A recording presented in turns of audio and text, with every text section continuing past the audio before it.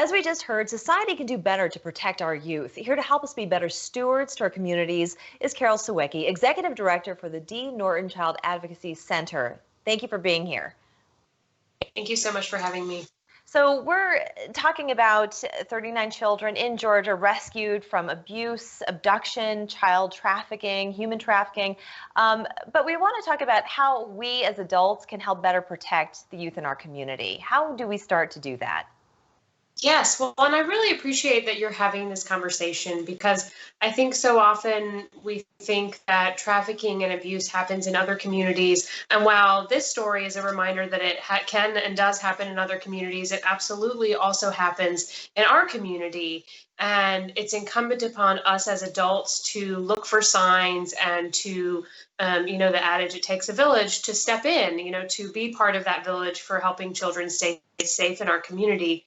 So part of what adults can do is to know the signs, there's no one sign, but there are things that people can look for. Like if a child, if their demeanor changes, or particularly if they're running away, even though they might be coming back, when children run away, they're at incredibly high risk for trafficking. And if there's a change in their demeanor, that's something that adults need to be paying attention to and asking the child if there's something going on in their life.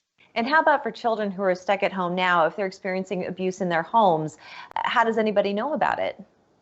Right. It's definitely something that we in the professional world are a bit more worried about, with children being somewhat isolated from sometimes their support networks, and also parents and other caregivers being stressed. And the longer this goes on, children may be in not typical caregiving situations. So parents might need to be helping or having babysitters or others come and help them with childcare that they maybe haven't vetted, because usually they use a daycare or other provider where DSS does background screens.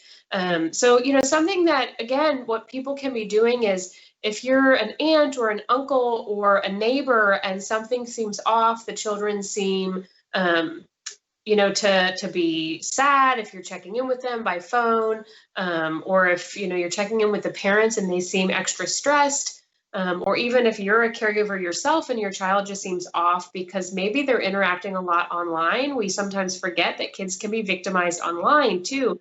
So you still want to be supervising their interactions with others that are online, just like you would the people that they're meeting with in person.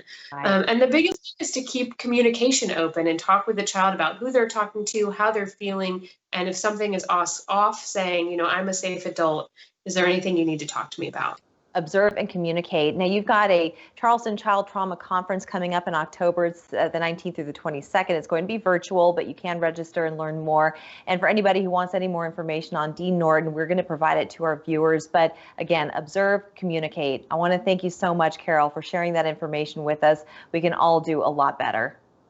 Thank you so much for having me. Thank you. We're back in 2 minutes.